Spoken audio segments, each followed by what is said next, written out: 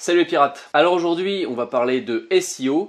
J'ai ramené sur la chaîne un spécialiste de la matière, donc c'est Louis. Bonjour Louis, comment vas-tu? Salut Bastien.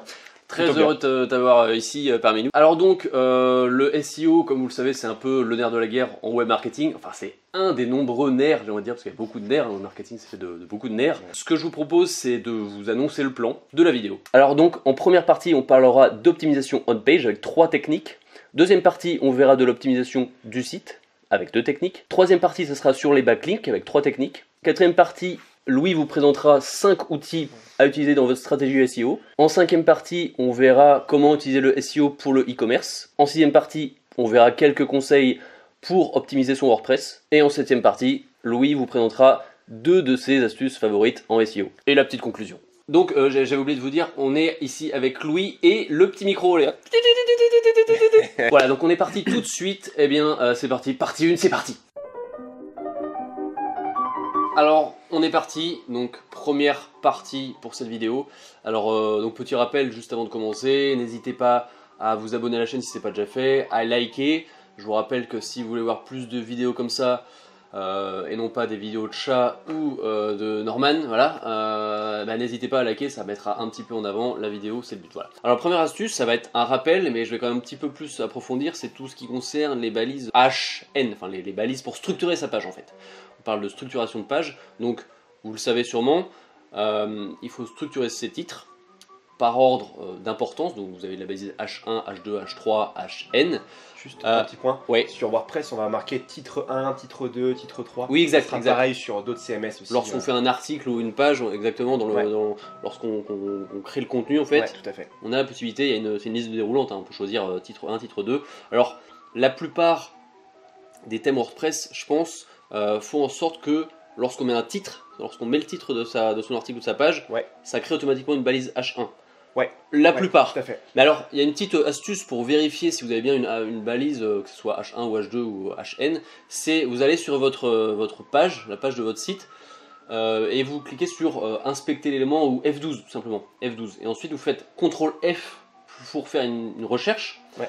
Et au sein du coup de la page HTML, enfin de la structure HTML, vous allez pouvoir taper H1 ou H2 pour voir si ça apparaît dans les résultats. Je vais même être encore plus simple, si jamais il y a le titre qui apparaît au-dessus de votre article, c'est qu'il est présent. Et il a l'habitude, hein, ça. Et donc pour finir sur les titres HN, n'oubliez pas, un truc tout bête, hein, mais ne sautez pas une étape, ne passez pas de H1 à H3. Voilà. C'est tout simplement pour que Google comprenne la structure de votre page. Alors si vous faites bien vos H2, H3, et que vous passez d'un H3 à un H5 ou d'un H1 à un H3, alors que vous avez déjà utilisé les H2, c'est un petit peu beaucoup de chiffres, mais en gros c'est juste garder une cohérence, tout simplement, pour résumer, ce qu'on va dire, garder une cohérence dans le passage de vos titres. Donc une autre petite astuce sur les balises HN, c'est de placer son mot-clé cible donc, dans H1. Donc vous avez un mot-clé cible, par exemple chaussures, ça va être à placer dans votre balise H1. Et dans vos autres balises, H2, H3, vous allez pouvoir placer une variante de ce mot, une variante de votre mot-clé cible. Soulier ou godasse. Voilà, l'idée c'est ça. Un truc dans le genre. Et pour finir, n'utilisez pas de balises H5 et H6 tout simplement parce que c'est pas utile. Enfin, c'est clairement inutile pour Google. Alors ça va surtout être utile si vous faites un texte de 150 000 mots, vous allez devoir faire des gros sous-titres, mais ça arrive quasiment jamais. Ouais. C'est comme si on faisait le code civil sur un article. Ouais, c'est un truc qui arrive jamais. Ça n'a pas d'intérêt en soi. Donc vu qu'on va pas aussi loin dans la rédaction d'article, on peut se limiter à niveau 1 jusqu'à niveau 4. C'est déjà pas mal, hein. Enfin, c'est déjà largement c'est déjà une très bonne chose. Ouais. Très bien. C'est rare que déjà j'utilise le 4, alors le 5... on n'y pense même pas. Ouais. Deuxième astuce. Deuxième astuce, alors là c'est moi qui prends le relais, ça va être de mettre des liens au sein de votre page. Alors l'idée c'est de mettre environ, c'est vraiment approximatif dans le sens où il n'y a pas de bonne manière, de bonnes règles, c'est de mettre suffisamment de liens internes et externes sur votre site. Alors en gros, première chose, les liens internes. Vous allez créer une sorte de maillage interne, vous allez vraiment mettre en place quelque chose qui va être fort. Imaginez vous faites une mêlée au rugby, vous êtes à 6 pour pousser la mêlée en face. 6 ou peut-être même plus, je sais plus, enfin après je crois que c'est 6, 3, 50, 2 et 1. 50 je crois. Ouais, moi peut-être 50. Mais en gros vous avez une mêlée, c'est plusieurs mecs qui vont contre plusieurs mecs. Et si vous êtes tout seul face à plusieurs mecs, bah, vous allez être beaucoup moins fort. Et bah dans votre site c'est la même chose, si vous faites un lien entre toutes vos pages, vous allez faire une grosse mêlée en fait. Cette mêlée doit être bien sûr organisée, mais le fait de faire cette mêlée-là, vous allez être plus fort. J'ai envie de dire que l'équipe fait la force en fait. Alors voilà pour le maillage interne, donc les liens internes. Après pour les liens sortants, ça permet en fait de crédibiliser ce que vous allez dire. Si vous faites un essai scientifique, vous faites, voilà, j'ai découvert un truc gigantesque, je m'appuie sur telle donnée, telle donnée, telle donnée. Ouais, mais tes données elles viennent d'où en fait? D'où viennent tes stats, d'où viennent telles choses? En mettant ces liens externes, vous allez pouvoir prouver d'où viennent vos sources.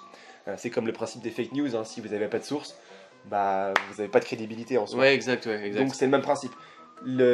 Citer vos sources en fait, c'est ça que j'ai envie de dire. Ça me rappelle un Mettez des peu au lycée quand on devait en gros rendre un devoir, il fallait Ouais. toujours créer une bibliographie, voilà, citer Ouais. notre source, ça me fait un peu penser à ça. liens. Alors pour le coup, donc d'après toi, Google a vraiment, enfin, c'est pertinent pour Google de citer ses sources, donc d'avoir des liens externes. Ouais, alors, Il faut en avoir, il faut tout en à avoir. fait. Ouais. Plus vous allez citer des sources influentes qui ont vraiment un poids d'un point de vue SEO. Vous prenez par exemple Wikipédia, ça aura beaucoup plus de poids qu'un site d'extrême droite par exemple. Où Ouais, là, on va d'accord. vous prendre peut-être pour un mec un peu différent. Enfin, l'idée c'est de citer vraiment des sources influentes. Si vous citez n'importe qui raconte n'importe quoi, Google va se dire ouais mais attends, tu fais un lien vers ce gars-là, mais pourquoi? Faut que pourquoi ça ait lui vraiment un lien. Voilà. Et est-ce que ça a un intérêt d'un point de vue PageRank? Est-ce que ça a un intérêt de, par exemple, d'aller vers, je sais pas, un truc genre Amazon ou Wikipédia comme tu disais, qui a un poids énorme, plutôt qu'un petit blog inconnu totalement? Est-ce que d'après toi il y a un lien? En gros, faut juste que ça soit cohérent avec ce qu'on met. Faut qu'il y ait une sorte de cohérence. Alors l'idée Entre- c'est, voilà, deux choses. Votre lien, qu'il soit interne ou externe, doit être pertinent et contextualisé. Ouais. Donc c'est ça qui est important. Hmm. Alors on va peut-être expliquer un petit peu ce Bah, que ça veut dire. expliquons. Ouais, on va expliquer ça. Surtout contextualiser peut-être. Je pense pas que ça parle à tout le monde. Alors les deux aussi, si les Ouais, deux ouais. en fait, Les- hein, simplement. Pertinent parce que si vous faites un lien avec une encre de texte où vous parlez de spaghetti, évidemment vous n'allez pas devoir faire un lien vers une page qui parle de maison. Il faut qu'il y ait un lien vraiment, donc c'est ça la pertinence. Sauf si c'est une maison en spaghetti. Ah, ouais, bon, ok, d'accord. Dans cette contre-exemple-là, ouais, évidemment. Mais c'est un petit peu rare. Et pour ce qui est de contextualiser, c'est en gros, votre lien doit être au sein d'une phrase, donc dans votre contenu textuel. Si vous mettez une phrase et que vous sélectionnez 3 mots pour faire l'encre de ce lien qui redirige vers votre autre site, il faut que ça soit vraiment dans la phrase et que cette phrase ait un sens. Attention à Ok. pas mettre un mot suroptimisé, par exemple voyage Londres-Paris, dans une phrase qui... Ça, Google le voit. Ça, Ouais, Google c'est- captera que ouais. c'est suroptimisé, Ouais, alors, que c'est de l'abus. si vous le faites une fois, c'est pas gênant, mais si vous le faites trop de fois, Faut ça pas le devient faire gênant. 50 fois sur sa page, quoi. Ouais, Et c'est surtout pour le visiteur, en fait. C'est juste que c'est pas joli à voir, quoi. ouais. Si vous faites des trucs suroptimisés, des encres suroptimisées aussi, ça va pas être joli. Ça lui donne pas une bonne expérience utilisateur, une bonne Voilà. impression du site, Voilà, et ça sera pas voué à être partagé nécessairement. c'est ça l'idée, Ok. tout à fait. Alors, sachez que c'est 4 liens sortants, 4 liens internes, c'est vraiment quelque chose qui n'est pas fixe, qui n'est pas établi. C'est vraiment des recommandations qui paraissent être pour moi les plus justes. D'autres vous diront d'autres chiffres. Moi, c'est ce qui me paraît être le mieux, c'est là où j'estime que j'ai le plus de résultats. Et c'est vraiment ce que je recommande. Sachez que on parle de pas faire plus de 100 liens dans une page. Alors 100 liens, Ah, ça 100 paraît liens. énorme. Ça paraît énorme. Ah bah oui, ça paraît énorme. Ouais. Et c'est encore une fois, c'est un truc indicatif. Tu peux très bien faire 200 liens Mhm. si vraiment c'est pertinent, mais si ta page elle est super longue et que tu fais, je sais pas, mettons 20 000 mots-clés, enfin 20 000 mots pardon, dans ta page, tu as 20 000 mots dans ta page et tu peux faire un lien, mettons, tous les peut-être 300 mots et en fin de compte tu te retrouves à avoir peut-être 200 liens. Ouais, d'accord, ok. C'est suffisamment écarté, c'est suffisamment. Faut toujours qu'il y ait une cohérence, quoi. Ouais, Faut voilà, que ce soit faut cohérent. cohérence, c'est ça Ok. l'idée. C'est vraiment ça. On Ok. parle de 100 liens maximum parce que vos pages elles font jamais plus de 20 000 mots. Et encore déjà, 20 000 mots, faut les atteindre. Ouais, faut les emboutir. Faut les atteindre quoi. Mais c'est juste d'être cohérent, d'être naturel et de pas juste tout foutre n'importe comment et dire tiens débrouille-toi avec ça. Ouais, C'est vraiment d'accord. quelque chose de naturel, c'est ça. Alors, la troisième astuce sur l'optimisation de la page, c'est que, alors Google aime une chose, c'est le contenu frais. D'où l'intérêt de se renouveler régulièrement, de proposer des contenus, que ce soit sur votre blog, un article, que ce soit sur une chaîne YouTube, des nouvelles vidéos. Là, en ce moment, je suis pas trop, là, je suis pas le meilleur placé pour dire ça. Je fais peu de vidéos par rapport à avant. Je le confesse. Alors, une petite astuce aussi, ça peut être de mettre à jour ces anciens articles. Un article que vous avez fait en 2012, de pouvoir totalement le mettre à jour avec du contenu 2018 ou 2019 ou voilà, enfin, vraiment le remettre à jour pour que Google détecte un peu cette mise à jour, tout Ouais. simplement. Voilà. Ça va être super intéressant parce que en mettant à jour votre article, Google aura l'occasion de repasser sur votre article, mais vous allez également donner une nouvelle vie à cet article-là pour vos visiteurs. Donc c'est là où vous mettez une plus-value en avant en fait, et vous reprenez du contenu ancien pour le remettre en avant, vous redonnez une nouvelle vie, c'est comme si vous recréiez à nouveau un nouvel article, sans avoir à faire autant de travail. Ouais. C'est vraiment hyper intéressant. Donc mettre ces contenus à jour, c'est super important. Et ça permet vraiment d'avoir plus de passages des robots sur son site. Et donc des meilleurs résultats à terme en fait. Ouais, c'est une stratégie de long terme. Ouais, c'est vraiment du long terme aussi. Ouais. Donc on se retrouve pour cette partie 2, optimisation du site. Louis, je te laisse continuer. Alors, le site doit être super bien optimisé dans le sens où chacune de vos pages doit se lier l'une avec l'autre le mieux possible. En gros, un site, c'est comme une cotte de mailles. Chaque maille doit être bien mise l'une avec l'autre et mieux c'est fait, mieux c'est maillé, mieux votre site va communiquer page par page. Bien vu la métaphore de la cotte de maille, c'est original. Ouais, J'avais pas encore entendu celle-là. J'aime bien parler avec des analogies comme ça, des petites... je vois ça. Ouais. Alors, du coup, première chose à savoir, c'est que votre site doit être rapide. Et pour ça, la première astuce, ça va être d'optimiser correctement vos images. Lorsque vous mettez une image en ligne, il faut qu'elle soit adaptée à la taille, donc sur votre page. Vous ne mettez pas une image qui fait cette taille-là pour ensuite la mettre comme ça sur votre site. Il faut qu'elle soit tout de suite à la taille. Et idéalement, il faut aussi qu'elle soit compressée. On va faire des petites compressions. Ça ne jouera pas sur la qualité, mais ça va jouer sur la taille de votre image. Donc plus l'image est petite, moins il y a de poids dans votre page. Et plus votre page chargera rapidement. Du coup, est-ce que tu as un logiciel... Enfin, comment tu compresses ces images en gros? Qu'est-ce que tu fais pour compresser tes images? Alors, pour ça, je vous conseille d'utiliser un petit site qui s'appelle compressjpeg.com. Vous tapez... J'écrirai en bas, j'écrirai en bas de cette vidéo le nom. De tous les outils d'ailleurs dont on parlera dans cette vidéo. Vous inquiétez pas. Et du coup, grâce à ce petit outil-là, vous pouvez directement optimiser la taille de votre image. Ou alors, si vous avez GIMP ou Photoshop, automatiquement dessus, vous pouvez compresser l'image et choisir la qualité. Ça marche. Une petite astuce relative au duplicate content peut-être? Ouais, tout à fait. Petit rappel là-dessus aussi? Là, c'est pas vraiment pour optimiser la vitesse de votre site, ça va être pour s'assurer que votre site se place bien. C'est un des fléaux du web, c'est le duplicate content, c'est en fait le fait d'avoir du contenu qui soit identique, que ce soit entre domaines ou bien à l'intérieur d'un domaine. Du coup, il y a deux outils. Le premier, c'est Copyscape. Ça vous permet en fait de savoir si quelqu'un a le même contenu que vous avant que vous postiez. D'accord? Donc c'est pour faire du détection entre différents domaines. Et au sein d'un même domaine, il y a un autre outil qui s'appelle SiteLiner qui permet d'analyser l'ensemble de votre contenu dupliqué au sein de votre site. Donc c'est deux outils relatifs au duplicate content mais qui ont quand même un objectif différent. Ouais. Pas exactement la même chose quoi. C'est ça. Entre domaines ou alors entre domaines à l'intérieur d'un domaine en fait. Ok, ça marche. Voilà. Alors, partie 3, donc on va parler des fameux backlinks qui sont souvent oubliés, souvent négligés par pas mal de rédacteurs, mais qui constituent clairement un boost pour son site, pour son référencement. Je te laisse en dire un peu plus là-dessus si tu veux. Ouais, alors en gros, les liens c'est vraiment ce qui vous fait dépasser votre concurrence. Il faut savoir que lorsque vous optimisez votre site, que ce soit la partie technique avec la vitesse de votre site, le côté mobile, ou bien l'optimisation de la page avec le fait que vous optimisez vraiment un mot-clé, ça a ses limites. Une fois que c'est fait, c'est fait. Alors que les backlinks, vous pouvez toujours en faire plus. Donc là, vraiment, c'est ce qui permet de dépasser sa concurrence, d'aller plus loin. J'ai envie de faire une petite citation, enfin une petite analogie plutôt. En gros, c'est comme dans une course automobile, vous êtes proche de l'arrivée, et ben vous avez un petit bonus sur vos concurrents. C'est que vous pouvez mettre un petit coup de boost, un petit coup de nitro à la fin là, et pam, ça va plus vite. Et ça permet d'aller vraiment plus rapidement au but et d'arriver donc plus facilement dans son but qui est généralement la première position et donc plus de trafic. Belle analogie en tout cas, cher Louis. Alors du coup on part tout de suite sur les astuces. La première, alors c'est vraiment pour moi la base du netlinking, c'est d'avoir du contenu de qualité.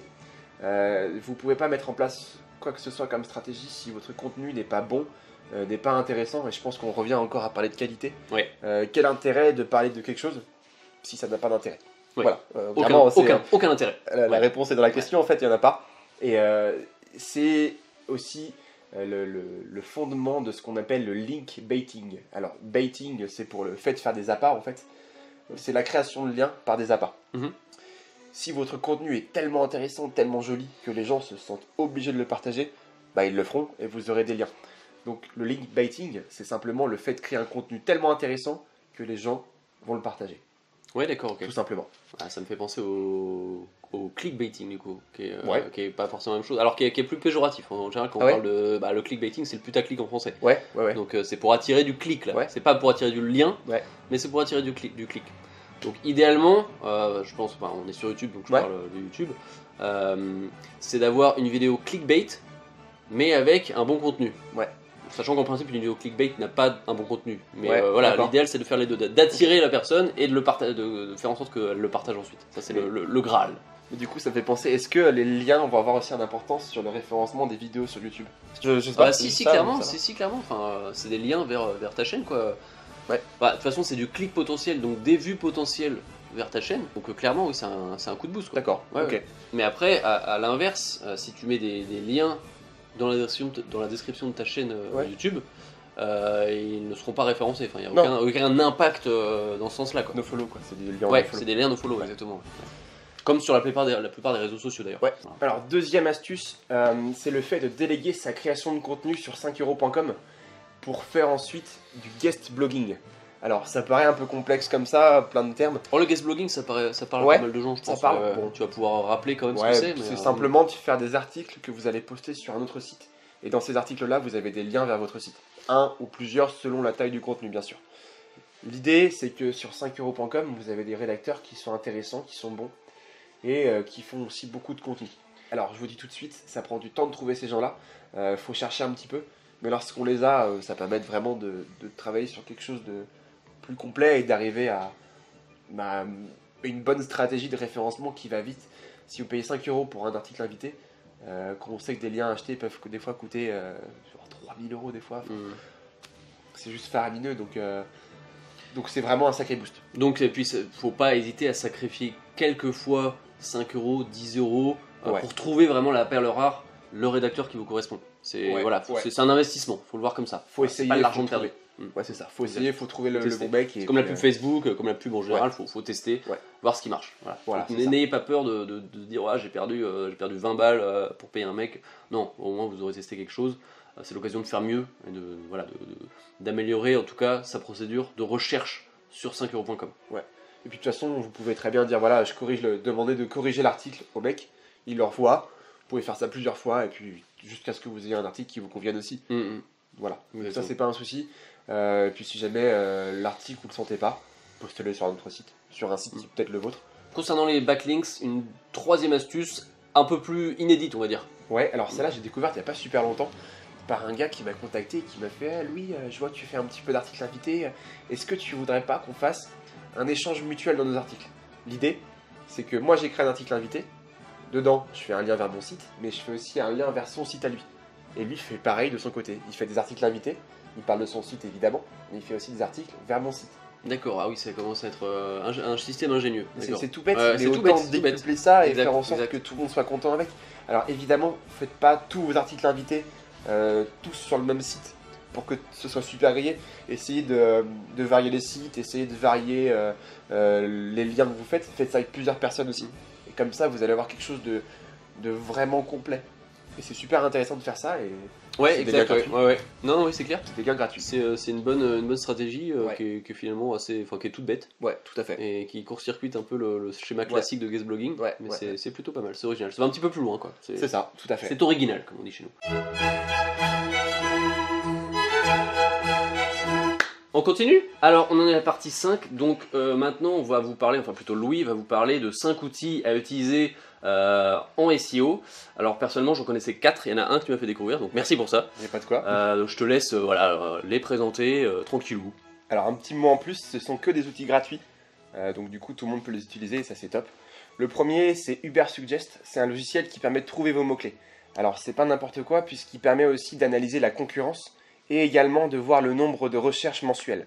La plupart des outils gratuits ne le font pas et il est aussi puissant qu'un outil payant. Tu dis qu'il est gratuit du coup? Ouais. 100%. 100% Il n'y a pas gratuit. de version premium, Non. c'est un free total. Free total, 100%. Ah, ok, autant pour moi, Alors, c'est génial. Ouais, je pense que c'est vraiment top quoi. Et c'est un américain qui le fait, donc vous pouvez faire ça en plusieurs langues si vous faites aussi de l'international. Donc, Ouais. vous pouvez choisir la langue qu'il vous faut. Et donc est-ce qu'on peut le reprocher du planificateur de mots-clés de Google? Est-ce que c'est un peu le même principe?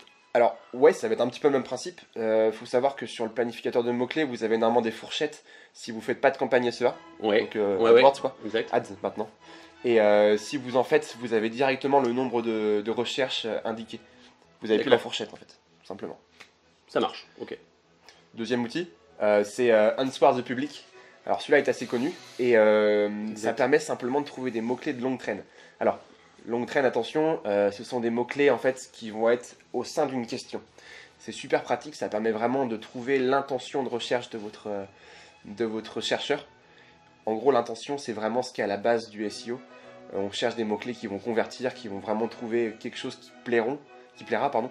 Et ça a vraiment un impact super fort sur votre SEO. Ça marche. On reparlera peut-être un tout petit peu après de longue traîne. On reviendra là-dessus juste après, hein, pour en dire un mot. Il y a un mot à dire quand même. Voilà, je te laisse continuer là-dessus. Troisième point, c'est SERProbot.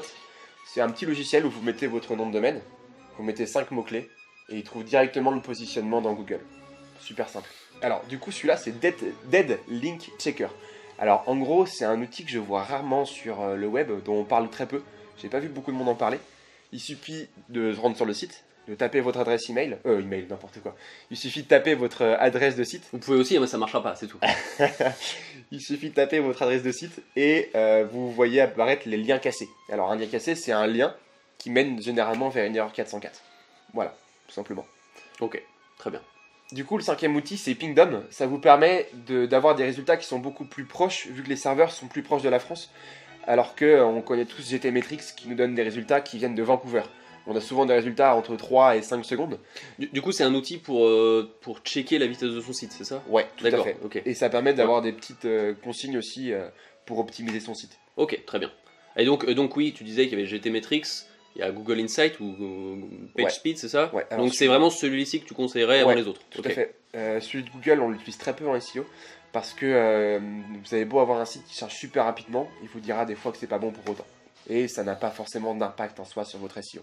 D'accord, donc optimisation de vitesse de site, on check Pingdom avant tout. Ouais, C'est c'est ce ce que que je tu conseille, recommandes. effectivement. Ça marche. Voilà pour les 5 outils. Alors dans cette cinquième partie, on va un peu plus s'axer sur l'optimisation SEO côté e-commerce. Alors concrètement, il n'y a pas beaucoup de différence par rapport à un blog. Faut utiliser les mêmes optimisations, la même stratégie. Ouais. Donc même optimisation des titres, même chose pour les mots-clés, pour la recherche des mots-clés.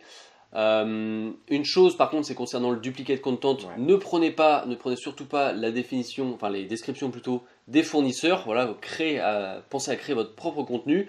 C'est comme un blog, hein, voilà. Pensez toujours à faire ça, c'est hyper important. L'idée, c'est vraiment en fait d'être original, d'avoir un contenu qui vous soit propre et de donner votre petite touche perso. Si vous avez un contenu qui est vraiment vendeur et que vous êtes le seul à faire ce contenu vendeur, il y a beaucoup plus de chances qu'on vienne à convertir sur votre site plus qu'un autre. Ouais, exactement. C'est de toute façon un des succès, des qualités à avoir en tant qu'entrepreneur, que ce soit sur internet ou pas, c'est de faire preuve d'originalité, de créativité. Et c'est la même chose dans le e-commerce. Donc c'est à vous de vous créer une histoire en fait, une histoire de votre marque, de vos produits. Ouais. C'est pas forcément évident de créer une histoire à partir de boîtes de thon ou d'écrous, si vous en vendez. Mais voilà, c'est possible, tout est possible. Donc à vous de faire vraiment preuve d'originalité pour être au-dessus de la concurrence. Alors, j'avais même vu un petit truc sur le web qui disait que les Américains sont prêts à acheter lorsque vous donnez 2 avantages d'un produit. En France, on est beaucoup plus storytelling, le fait de raconter une histoire liée au produit. Donc une autre petite astuce aussi, c'est de penser à faire votre maillage interne. Donc encore une fois, on revient comme le blog.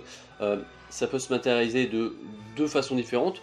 D'une part, vous pouvez ajouter des produits en bas d'une de vos fiches produits, ce qu'on appelle les produits similaires ou produits d'une même catégorie. Voilà. Et ensuite, eh bien, au sein de votre description, mettre des liens vers d'autres fiches produits pour tisser votre maillage interne. Tout à fait, tu as tout dit, je peux pas rajouter grand chose sur ça. Et c'est parfait. C'est parfait. Et enfin, une chose importante, c'est ce qui concerne les déclinaisons.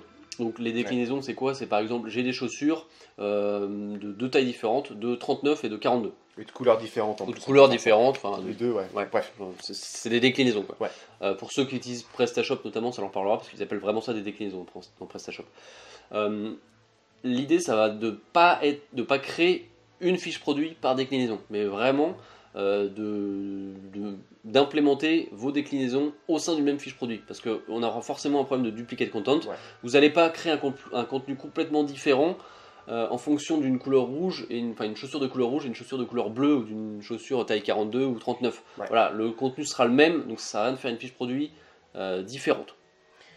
Petit point en fait où ça pourrait être possible, si vous êtes prêt à écrire 4 descriptions, enfin, si vous êtes prêt à écrire 4 descriptions qui sont différentes et donner 4 histoires complètement différentes pour ces 4 produits dont la couleur est juste différente. Sûr, ouais. Mais il faut être chaud quand même, faut Ouais, être très chaud, faut être très chaud, faut vouloir avoir le temps quoi. Ouais, c'est ça. Le faut temps et vouloir. l'envie surtout. Surtout l'envie, je pense. Surtout des tailles différentes, trouver un contenu différent pour Ouais. une taille de 39 et de 42, faut être balèze quoi. Ouais, bon courage. Ouais, good luck. Bon courage.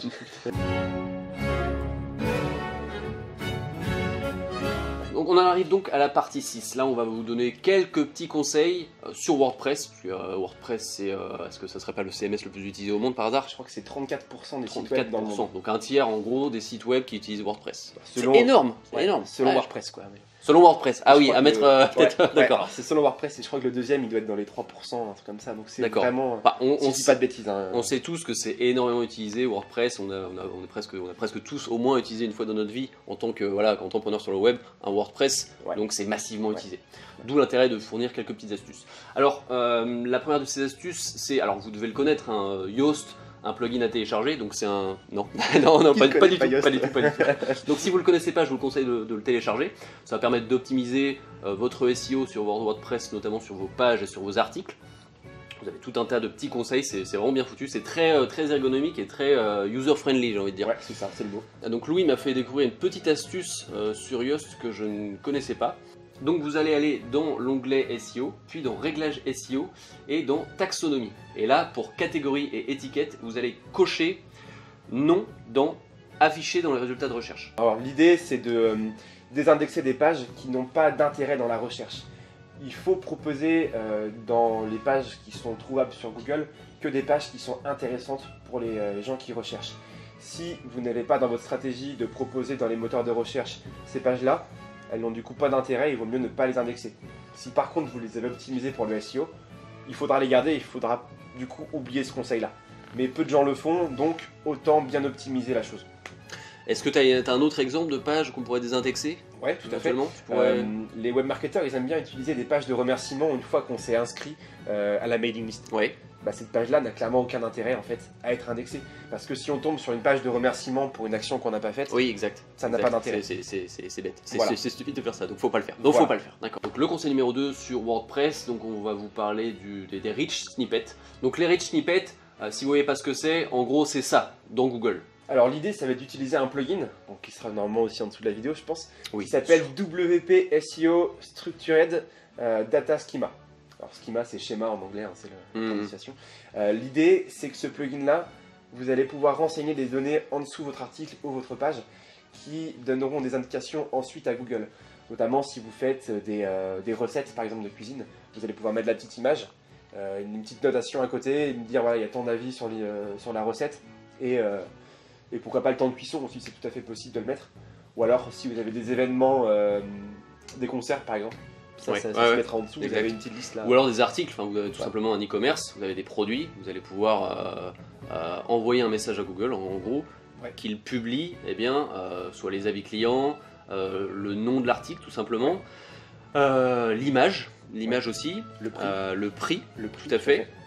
Voilà, tout un tas de il y a d'autres données, en fait, possibilités, il y a pas mal de possibilités, mais ça va être intéressant de donner ces informations-là à Google.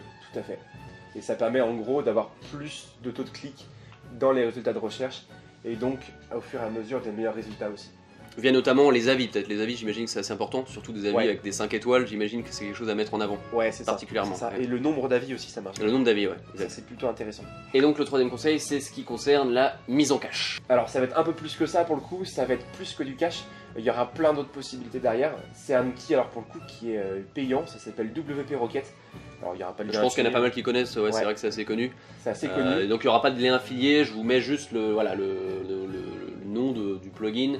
N'hésitez pas à le télécharger si vous le souhaitez. Voilà, c'est payant. C'est combien? Est-ce qu'on a le prix en tête? 39 $, je sais plus, 29 ou 39 $. Ah, Tu l'as pris hier, donc j'ai un doute. Ouais, alors je l'ai acheté hier, donc alors moi j'ai dû l'acheter pour 5 sites, je crois. Ouais, ou 3 sites, je sais plus, ça devait être 60 $. Ça, je sais plus non plus. Enfin bref, vous irez voir sur le site. Éventuellement, je mettrai des liens dans la description en bas. Voilà, n'hésitez pas à aller voir si vous êtes curieux.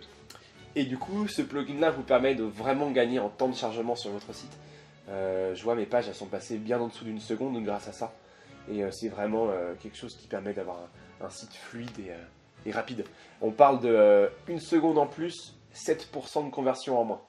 Ah oui, quand Faire même. une idée. Donc sur un truc comme Amazon, ça joue beaucoup. Effectivement. Pour revenir à ça, si vous allez sur Pingdom par exemple, pour tester la vitesse de votre site, vous avez souvent un certain nombre de recommandations, comme par exemple Minify CSS, des choses comme ça. WP Rocket, c'est un plugin qui va permettre de répondre à ces recommandations, mais de façon très très simple, c'est juste des cases à cocher. Donc c'est vraiment un confort supplémentaire, c'est payant, mais c'est un confort supplémentaire. Parfois ça vaut le coup de mettre quelques euros, quelques dizaines d'euros dans un plugin efficace. Voilà, c'est ce que je pense. Pour ceux qui n'ont pas d'argent, il y a un autre plugin qui fera un peu moins, qui s'occupe de faire quelques petits trucs, c'est intéressant. C'est pas aussi puissant vu que c'est une version gratuite.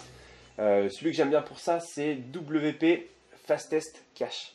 Donc en gros, le cache le plus rapide de WordPress, en gros, si on veut. Okay. Et c'est aussi des cases à cocher, c'est super simple. Il y a une version payante, mais je préfère celle de WordPress. WP Rocket, WP Rocket, ouais. Qui est très bien, qui est nickel et super simple d'utilisation.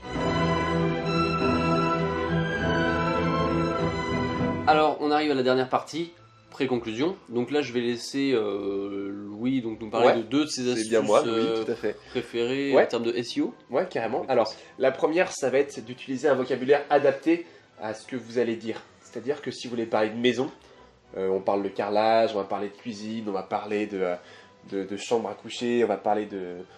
Bref, il y a vraiment un vocabulaire adapté à ça. On ne parle pas d'un endroit, on ne parle pas d'un lieu, on ne parle pas de choses qui sont trop vagues. En fait, on va vraiment aller dans le vocabulaire qui est spécifique.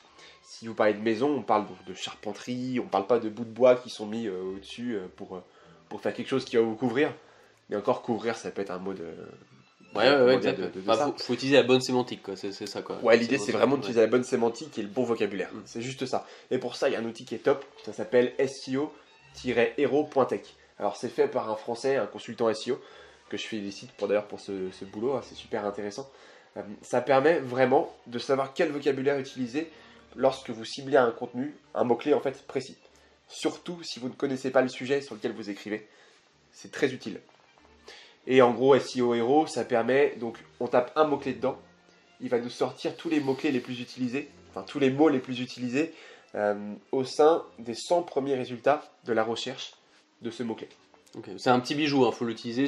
Alors il paie pas de mine comme ça, parce que c'est un logiciel un outil un peu ancien, qui a déjà quelques années, il me semble. Qui n'a pas forcément été mis à jour, mais qui fait le taf, quoi, qui est vraiment très utile. Donc je vous conseille vraiment, on vous conseille vraiment de tester, l'utiliser. Vous allez voir, c'est gratuit et c'est vraiment efficace. Ouais, tout à fait, c'est vrai, c'est ça.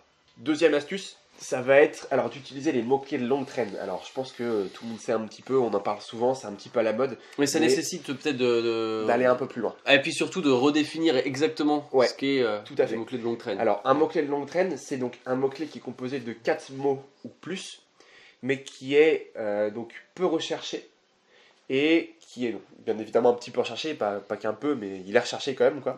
Et il est aussi peu concurrentiel. Il aura aussi un taux de conversion qui est beaucoup plus élevé que les mots-clés génériques. En gros, ce qui va définir un mot-clé de longue traîne, c'est le fait qu'il soit donc peu recherché dans un premier temps. C'est pas parce qu'il a juste 4 mots ou plus qu'il compose que c'est forcément un mot-clé de longue traîne. C'est par rapport au résultat qu'on peut voir que c'est un mot-clé de longue traîne. D'accord ? Donc le but, ça va être d'intégrer ces mots-clés-là dans votre stratégie et s'assurer que vous allez obtenir un trafic grâce à ça. Ils ont un super pouvoir, en fait, ces mots-clés-là. Ouais, super pouvoir comme Superman. C'est que ils ont un potentiel de conversion beaucoup plus élevé. Alors, je m'explique.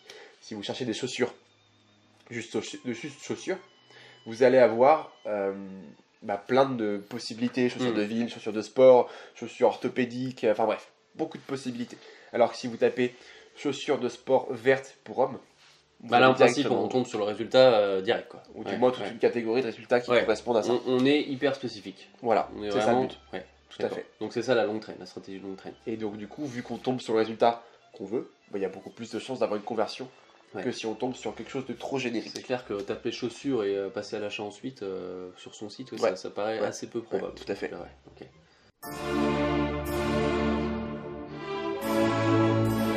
Voilà, alors on arrive au terme de cette vidéo SEO. Alors pour conclure, je dirais que, je pense que tu es d'accord avec moi, rien ne vaut un bon contenu. Le contenu est roi, c'est quelque chose qu'on répète, alors qu'il vient de Bill Gates, si je me trompe pas, c'est Bill Gates qui a dit ça en 98, c'est ça? Le contenu est roi, content is king. Voilà, donc on est d'accord que le SEO, ça reste une façon d'optimiser son site, d'optimiser son business sur internet, mais voilà, que ce soit sur votre site d'ailleurs et sur YouTube. Si vous êtes sur YouTube, si vous avez une chaîne YouTube, voilà, prenez le temps de construire votre contenu, d'apporter de la valeur, toujours plus de valeur. On est à une époque où il y a une concurrence qui est telle que seuls ceux qui apportent vraiment beaucoup de valeur pourront s'en sortir, entre guillemets, pourront progresser, pourront aller loin. Donc n'ayez pas peur de fournir, de divulguer, si vous voulez, de la valeur à vos abonnés.